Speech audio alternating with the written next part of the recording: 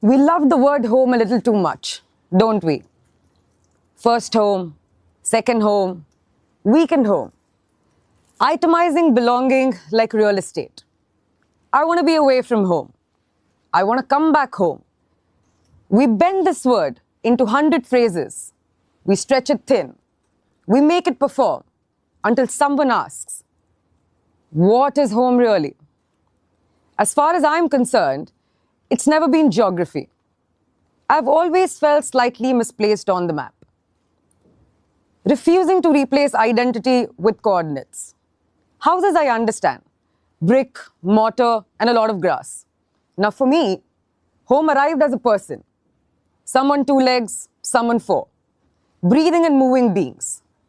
The one who look at you and make your world pause. That kind of home. But for most people, the answer to where do you live is rarely the name of the person their heart sleeps besides. It's never her eyes or his laughter or my dog's warm sigh. It's a city. It's always a city. And what defines a city? Like say New York. Is it the throb of Times Square, the hum of subway rails, skyline as sharp as its ambition, or London's Big Ben, keeping time for the restless, or Tate whispering to the Thames? Occasionally, Banksy slipping in and out of brick walls. From Rome's ancient stones to Florence's Renaissance gold, Michelangelo's hand still shaping the country's imagination, or is it Paris, a city forever exhaling the soft sigh of lovers and art? For us, is it our Sabarmati? Is it our stepwells? Is it our poles? Is it Doshian Hussein's lyrical buildings, or Corbusier's concrete singing back to us of a heritage that is rooted in mills and cotton and fabric? So what defines a city? Its monuments? Yes. Its art? Certainly. But mostly, the way the city holds you, or fails to. The way it lets you pass through its streets and decide, quietly, whether you belong to it or someone, somewhere else entirely. And maybe that's the truth. A city is where you live, but home is where you feel yourself return to. Sometimes brick, sometimes bone, sometimes it's a heartbeat with your name in it. It's a people. A city is its people. And what do people crave for, if not for connection and context? And what is context but the cities that we shape that end up shaping us? Now, cities today are overstimulated, yet emotionally starved. We have speed, we have infrastructure, we have delivery apps, 5G, but fewer spaces that make us feel like we belong. We have demurred ourselves into believing that a city's growth is development. Development in 2025 cannot be building of a road so that you can actually point at a road and say that, look, before we did not have a road, now we have a road. We, the people, have a very linear, mechanical, and extractive understanding of time. One that measures life in terms of productivity and speed. Now, art is important, more so now in public spaces, because we need giant, unapologetic reminders that cities should belong to people, not just cars, corporations, and the occasional potholes that double as a swimming pool. Public art is not supposed to be polite, quiet. It's not here to be agreeable. Public art is civil disobedience in color, as it should be. Now, here's the thing. Public art makes cities look good, yes, but it also makes cities behave better. Streets with murals have less vandalism. People linger longer. Businesses thrive. Neighborhoods feel safe. Civic pride shoots up. Public art is the only urban intervention that beautifies, unifies, dignifies, and electrifies. Now, why murals? Because scale is psychological warfare, but the wholesome kind. Small art whispers. Large art ambushes you. A 50-foot mural doesn't care if you're late for a meeting. It hijacks your attention, yanks your gaze upwards, and rewires your mood before your brain can object. When a wall towers over you in color and rhythm, doesn't something ancient wake up in you? It forces your body into participation. You know, you look up, your spine stretches, your breath shifts, your heartbeat slows down. You feel tiny and infinite at the same time. And for a moment, you become present. And in today's world, presence is the most radical act of them all. Now, here's something that I learned after painting more walls than the number of days in a year. Walls are witnesses. They hold the memory of everything a place has ever seen. Don't we say hush? You know, speak lower, speak slower. The walls are listening.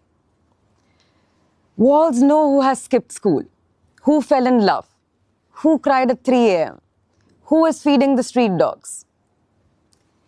Now let me tell you what public art does to people, emotionally, biologically, spiritually, in ways we don't realize. Let's start with the kind of people there are in the city. Say, for example, the cynic, who is the corporate warrior, who would have probably last shed a tear in 2014. Now imagine that kind of a cynic, that person, walking past a wall stretching 30 feet over and over again every day. And then just like that, one day, instead of an empty, chipping beige wall, there are hundreds of shimmering hues staring back at him. One shade of blue, one particular motif, a familiar silhouette, and suddenly he's back in his childhood. Or he's reliving a lost love, or remembering who he was before life edited him down. Public art is memory with megaphones. It gives you emotional permission. A mural on a random street can make someone cry, not because it is tragic, but because it cracks open something tiny, sealed compartment where we store the emotions we don't have time for. Grief, hope, longing, nostalgia, all resurfacing because some artist somewhere decided that a wall deserved better, that there could be beauty where there was none. And when public art enters a dull neighborhood, it is an act of rebellion. It says, even you deserve to be pretty. You know, you deserve to be pretty if nothing else. People living there feel pride, ownership, identity. You change the way, you change the wall, and you change the way the entire street is walked. Moving on to the next kind. You know, the nomad, a nomad like me, and the quiet bonding of strangers. Art does what politics has failed at over and over again. It gets strangers to agree on something. Two people stand before a mural, exchange a smile, share a thought. And momentarily, humanity happens. For a fleeting second, the social fabric repairs itself. Now coming to the third kind, and the one our city is most populated with, adults. Adults are the most dehydrated demographic of them all. A friend recently, while burning the midnight oil, happened to casually mention that for a project, she ran out of colors. Now, based on the traditional RYB, which is your red, yellow, and blue, the color model that is used in art and painting, there are 12 hues on the wheel, the color wheel that we all lovingly call it. Using these 12, the number of possible colors technically is estimated to be around 10 million, okay? Now, when it comes to something as simple as print, this number just manifolds and multiplies. Now, imagine my surprise when this grown adult sitting across the table from me saying, I ran out of colors. Imagine the plight of, an artist like me. So most of these adults walk through cities half asleep, but then they turn a corner and a mural explodes across a wall. Something inside them whispers, oh, that's me. A color, a curve, an expression, mirrors a feeling that they, have longed for, which they never had the language for. So I believe that public art is a translator for the human condition. I have witnessed a mural on a random street, making these adults cry and laugh, standing there with, sheer awe painted on their faces. When I paint a mural, The wall just doesn't change color. It becomes a co-conspirator. I'm not just decorating a city, I'm awakening it. A city without art is a machine, efficient, productive, but emotionally bankrupt. A city with art, now that's a living organism, breathing, feeling, mischievous. Public art is an emotional equalizer. It gives dignity to our everyday. It transforms anonymous places into shared memories. It makes strangers realize that even for a tiny second, they belong to the same story, that they are occupants of the same story. Now my hope is simple, that every wall you walk past tomorrow makes you pause, even for a second, and remind you that the world is more magical, more interconnected, that you belong, that you matter, that this is your story too. For a city with walls that talk is a city awake, a city that listens, feels, remembers, evolves. Because when walls talk, cities listen. Thank you very much.